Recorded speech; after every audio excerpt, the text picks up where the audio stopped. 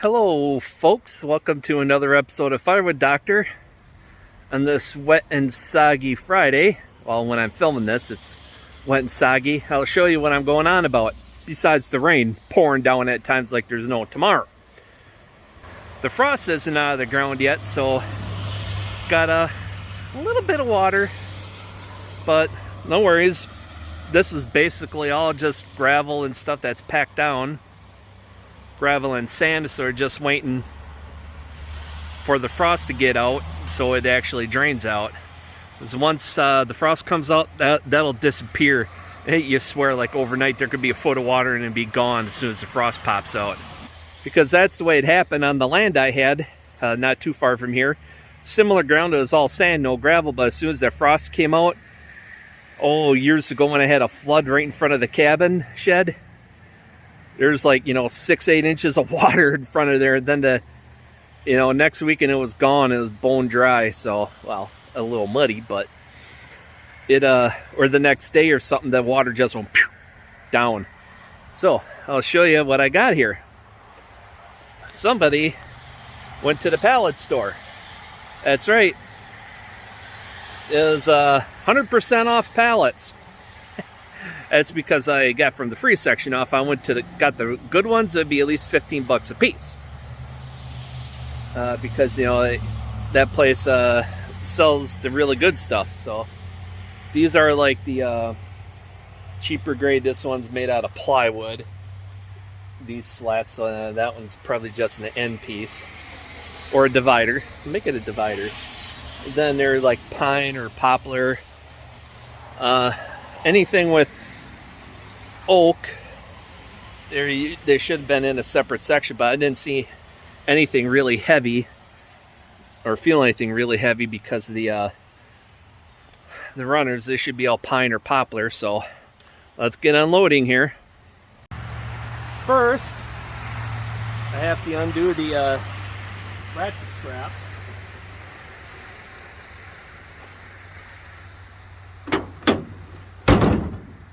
First, I have to undo the ratchet straps, so because I have it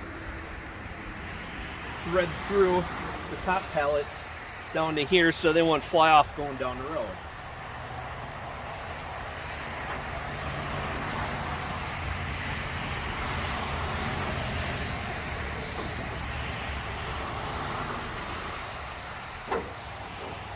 All right. Hopefully, I can. There we go. Down this slack, I can get this.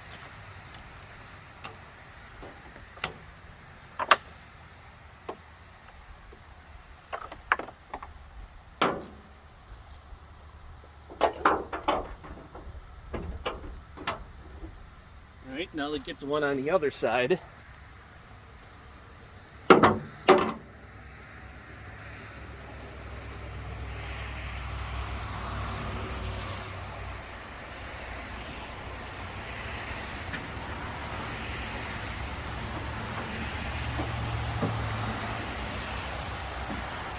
Oh boy.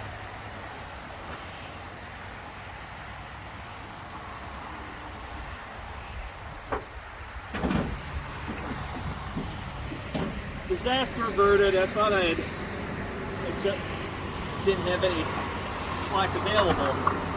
And I was able to loosen that up.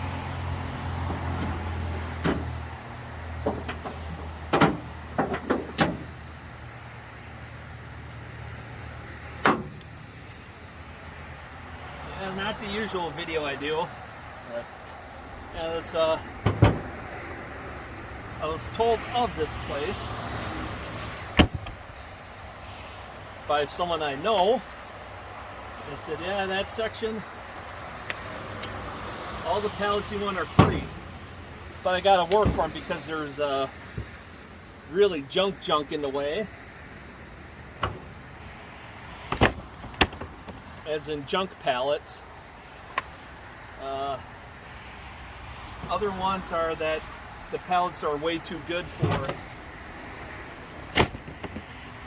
firewood use, so I wasn't going to touch them in fear of grabbing the wrong ones, because some of these were really nice. They were 2x4 lumber, almost brand new looking, so I wasn't touching those.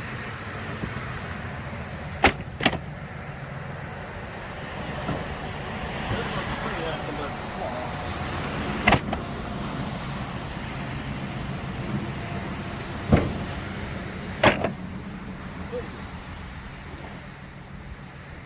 Pallets being wet, I almost went sliding off and into the bushes.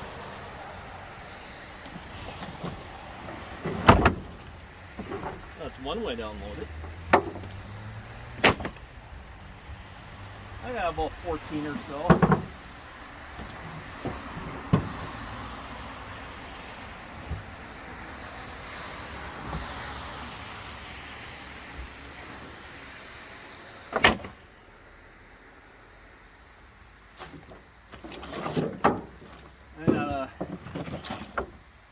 Potential helper to come and help stack wood and stuff, so I could get, I'll say now once I moved operations over here, cut, split, and stack right here, I could just cut, split, he come and do the stacking, and then I pay him in firewood, or if he wants that, or I pay him cash, or swap favors where I bring my log splitter over to his place. Because he just has one that is horizontal only, so he'd really like mine.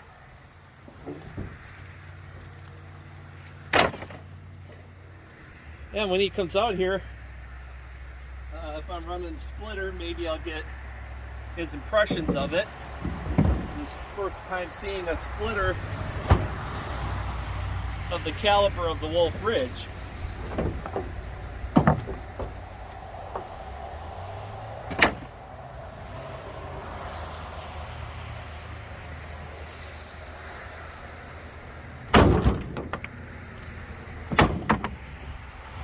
Obviously flip these forward to protect the back window.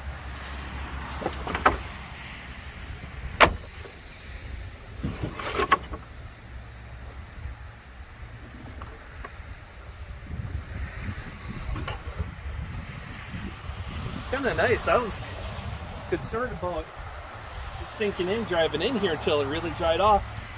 Talked to the landlord. He's like, "No, go ahead, drive right over it. Not gonna matter." So I just went ahead, backed in, and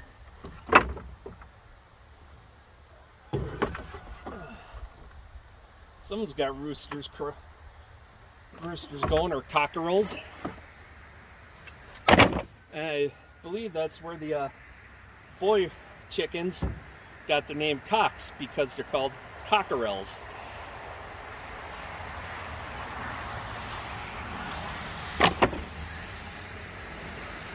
That will probably be a end or something him decided to.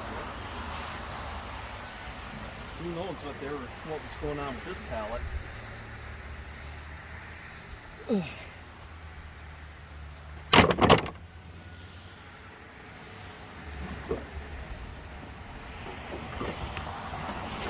These oversized ones are a little on the heavy side. They're a bit waterlogged. It's alright, they'll dry out.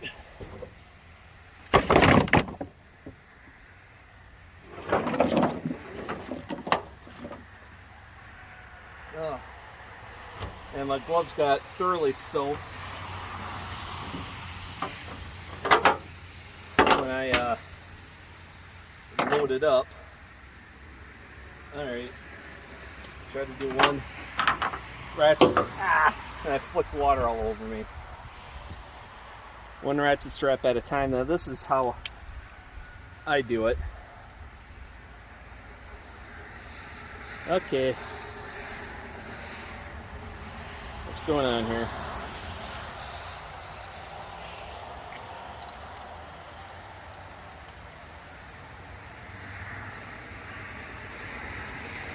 Okay, it's just wet and hanging up. And this is how I do it. Get these roughly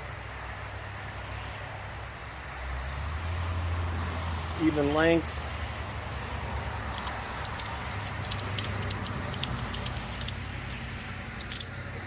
Put a few clicks, then just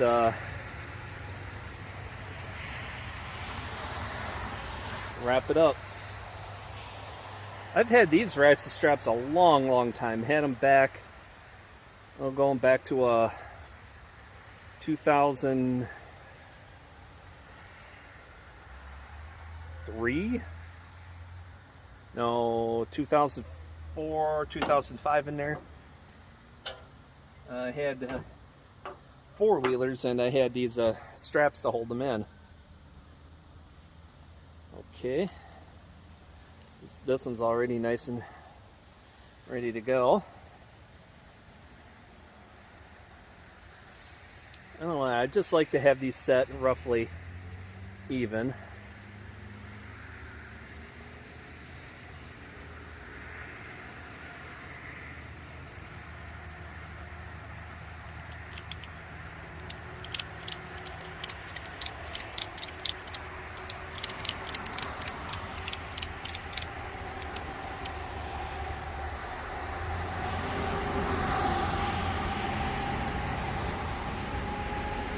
I don't know how the heck I got this one threaded.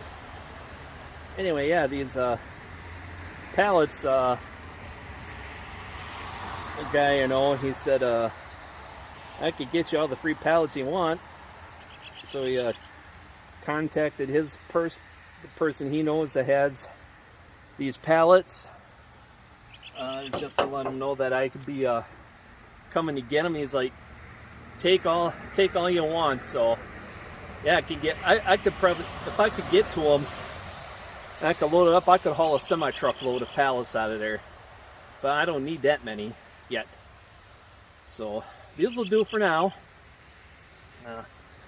My hoodie is absolutely soaked. It hasn't quite soaked all the way through, but on that top outer half of it, it's soaked. This thing weighs like twice as much as it should. So yeah, I'd like to have done more in this video, but I want to show you my first free pallet haul from the pallet store. It's open 24/7, but there are no lights, so I wouldn't really go in there after dark anyway. So I could go in anytime, weekends, during the week, whenever. So just don't take from the wrong pile. Otherwise, you know, I got to pay for them or I get booted out. So I got to watch what I'm doing. And yeah. So these will go a long way to keeping the wood off the ground and drying. I got a lot of wood to move. I got that pine to move. I got the cherry to move. I got hickory to move. I got a bunch of stuff to move. On top of the stuff I got to split. So yeah, in the next video I'm just going to be doing a lot of cutting and more cutting. I'm hoping to get through those logs. I like to get them moved over here by the end of in a couple of weeks, because I got cataract surgery coming up, and on those weekends I can't do anything, at least for a few days, because no strenuous activity. So I got cataract surgery, and I'm getting my worst eye done first. So I'll be able to I should be able to see pretty good right away. You know, as soon as the anesthetic wears off, I should be able to see with that eye. It'll be interesting. It's being corrected for farsightedness, since that was my main issue. I could have spent, if I had the cash, I could have spent $6 grand, $3,000 on each eye for the, basically the all-in-one lens. It does near, middle, and far, like the trifocal of lenses for your eye, and it also corrects stigmatism and all that stuff. Top of the line Cadillac lenses. So I'm like, dang, if I only had the cash for that, I would do that. But I'm getting the standard one, so that's the other big news. So I would go and do the auto cycle adjustment on the Wolf Ridge 28C, but I did bring my other toolkit with me. I didn't think of that. I've been thinking of it every time I come out here. Bring the other toolkit where it has your wrenches. What do? I keep on forgetting, so when I get home, I'm going to put that toolkit in this truck so I can't forget it, so that'll be in the next video. So until next time, folks, take care, get out there, do something, but stay dry doing it, unless you like the rain, which I don't. So I'm going to go home, get dry clothes on, and maybe fire up the hot chocolate or get a cup of coffee, something warm. Perfect weather for being a duck. Quack, quack, quack, quack, quack, quack, quack, quack, quack.